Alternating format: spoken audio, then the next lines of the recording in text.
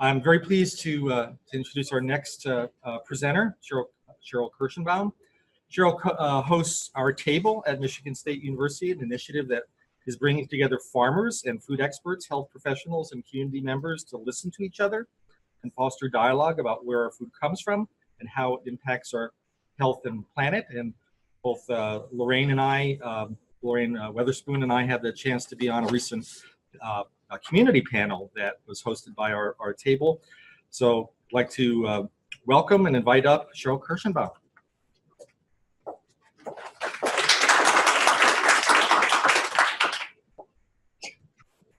Who here likes to eat? A few of us. Or cook. Or maybe watch celebrity chefs on television. A few. Raise your hand if you'd go as far as to call yourself a foodie. A lot of us, right? Yep. Yeah. Food brings families and communities together, especially around the holidays, which so many of us are anticipating this month. And it should. It shapes our lives as what we eat influences our health and well-being. And it provides the materials and the energy that we need to move and think and grow and be. And at the same time, our choices and agricultural practices set the course for a collective future in terms of how we produce food and its impact on the environment. The thing is, the majority of us, in reality, the vast majority of us, are disengaged and misinformed when it comes to food. This year, Michigan State University launched the Food Literacy and Engagement Poll through Food at MSU. And Food at MSU is a campus-wide initiative that's intended to listen to consumers, foster dialogue, and help the public make more informed choices about what we eat. So what we did is we surveyed over 1,000 Americans aged 18 and over, and they were weighted to reflect US Census demographics. And we asked them questions about their attitudes related to a variety of food topics, from health and sustainability to nutrition to food labels to trust. And what we learned really surprised us. For example, more than a third, 37% of Americans did not know that food that contained genetically modified ingredients has genes. And for the record, all food has genes. Genes are made up of those little pairs of A's and C's and G's and T's that make up DNA, or the building blocks of life, or you might say life's little instruction manual. And I suspect most of us in the room probably already know that. But if you look around, we're not exactly representative of the nation as a whole. So the point being that the big ideas and the research and the food information that we're here today talking about usually doesn't make its way out into the broader public discourse. So at the same time, like nearly everything else in 2017, when it comes to food, Americans aren't really turning to experts. We also found that just 59% of us trust academic scientists when it comes to information about our food. If you think that's not so high, 49% trust government scientists. And only a third, 33%, say they trust industry scientists. So if we're not turning to experts, where are people getting their information? What do you guys think? Advertising. Advertising. Blogs. You guys are a fairly quiet group. Well, Americans aren't reading the academic journals for the most part, or academic materials. In fact, even if they wanted to, they couldn't really get access because we tend to keep that stuff amongst ourselves behind a paywall. But they are on Facebook and Twitter and Instagram and Pinterest and WhatsApp and Snapchat and every other form of social media out there, because that's where we stay connected with our friends and our family and maybe celebrities.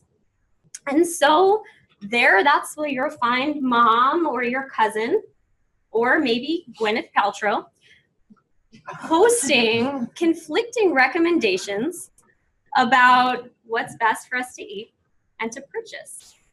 And at the same time, there's a mountain of misinformation and pseudoscience and fake news, to use a popular term, competing for our eyes, our attention, and our clicks. So who here remembers reading that coffee might keep your heart healthy and your mind sharp, or maybe that it'll stave off cancer? Okay, fair enough. Who here remembers reading that coffee might raise your blood pressure and increase your likelihood of having a stroke?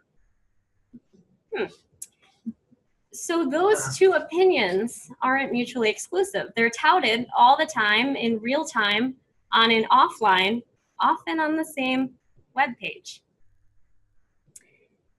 And it's kind of clear why people don't know who to trust, because there's a lot of conflicting accounts out there. And if we're gonna be honest, why should we trust experts when there have really been a lot of shenanigans going on in a very public way for quite some time?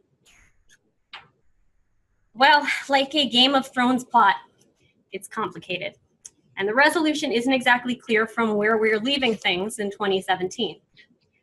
But on food, you might actually say winter is coming, because we are going to have to feed as many people as possible with ever more limited resources on a changing planet. And it won't be easy. By 2050, we expect to have about 9 billion people living on Earth. We're going to have to increase agricultural yield by 70 to 100% in order to meet global food demand. And that means changing the way we produce, consume, and waste our food. But I'm hopeful. New innovations are bringing us technologies that allow us to grow crops that require less fertilizer, survive flooding, or provide vital nutrients to communities in the developing world. But unfortunately, a lack of public awareness, understanding, appreciation, and support for the related research is what's going to hinder our progress. And at the same time, less than 2% of Americans currently live on farms, which means we are more removed from agriculture than ever before. 48% of Americans say they rarely or never seek information about where our food is grown and how it's produced. So if we're going to have an impact, we need to work to foster trust in experts while improving food literacy among policymakers and the public. We must cultivate a culture where more people in our communities recognize where our food comes from, as well as our personal and collective footprint on the environment. And that means bringing academics out of the ivory tower. It means bringing producers off the farm, and it means bringing health professionals into an exchange of civic dialogue that quells mistrust and fosters mutual understanding. And it also means bringing the public along with us. So we need to be less siloed and more collaborative. And most importantly, we need to take time to listen to each other. As I said a moment ago, I'm hopeful. And I'm hopeful because here we are in this room, already thinking about the future of food and how we need to prepare. And I'm hopeful because we all love food. And I'm hopeful because I know that getting there is possible. Thank you.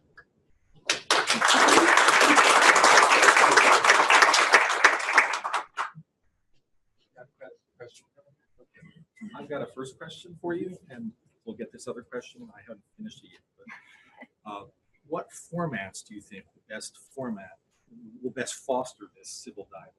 What formats of discussion? So Could you what? repeat the question? Yes. What formats of civic dialogue will do the most to promote food literacy?